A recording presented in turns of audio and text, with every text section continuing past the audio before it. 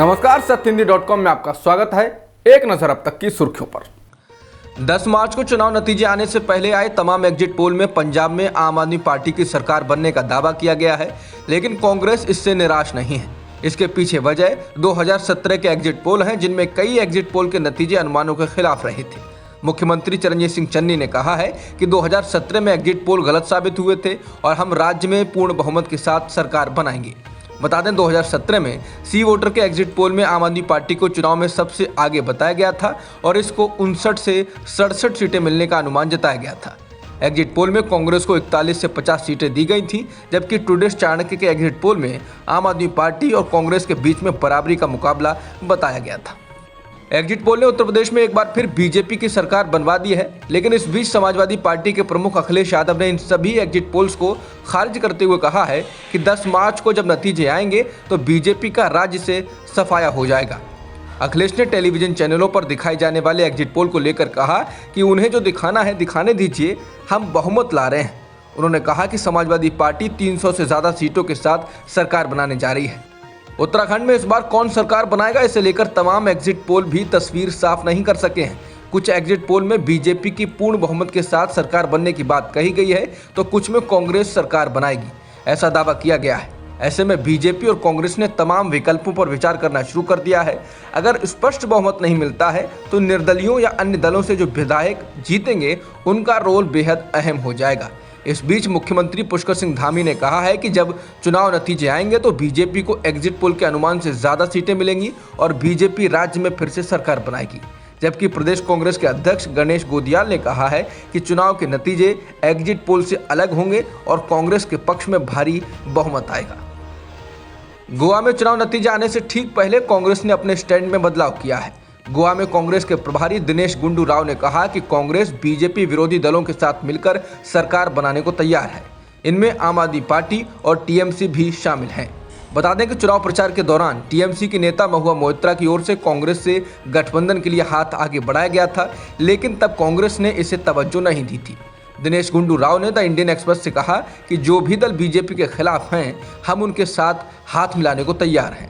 उन्होंने कहा कि चुनाव प्रचार के दौरान टीएमसी और आम आदमी पार्टी ने हम पर कई तरह के आरोप लगाए और हमने भी इसका जवाब दिया, लेकिन चुनाव नतीजे आने के बाद वे दल क्या स्टैंड लेना चाहते हैं, सब कुछ इस पर निर्भर करेगा। राव ने कहा कि महाराष्ट्रवादी गोमांतक पार्टी यानी एमजीपी ने टीएमसी के साथ मिलकर चुनाव लड़ा था, लेकिन वो भी कांग्रेस के संपर्क में है। उन्होंने कहा कि कांग्रेस को उन्हें अपने साथ लाने में खुशी होगी। कांग्रेस ने गोवा का विधानसभा चुनाव गोवा फॉरवर्ड पार्टी के साथ मिलकर लड़ा।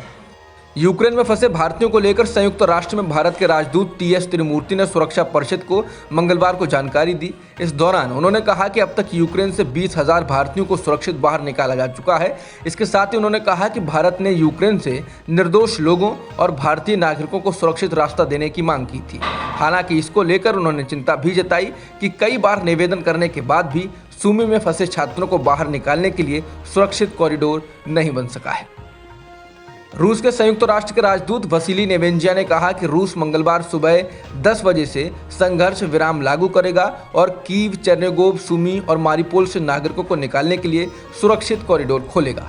रूस के राजदूत ने कहा कि इस प्रस्ताव में नागरिकों को रूस इलाके में ले जाना जरूरी नहीं होगा और न ऐसी मांग की गई है। उन्होंने कहा कि कीव के पश्चिम में यूक्रेनी शहरों से निकासी की पेशकश की जाएगी।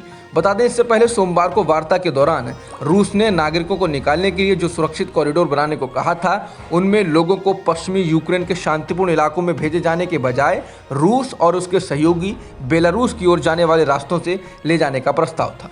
उसने चेतावनी दी कि तेल की कीमतें $300 प्रति बैरल तक बढ़ सकती हैं। इसके साथ ही रूस ने कहा कि अगर पश्चिमी देश तेल आयात पर रोक लगाते हैं तो रूस जर्मनी के लिए कई मुख्य गैस पाइपलाइन को बंद कर सकता है। बता दें, रूस यूरोप को 40% गैस सप्लाई करता है।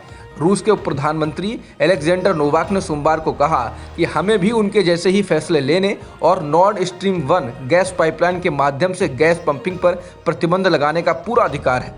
रूस का यह बयान तब आया है जब राष्ट्रपति व्लादिमीर पुतिन पर दबाव बढ़ाने की कोशिश करते हुए अमेरिका ने कहा है कि वॉशिंगटन और उसके यूरोपीय सहयोगी रूसी तेल आयात पर प्रतिबंध लगाने पर विचार कर रहे हैं।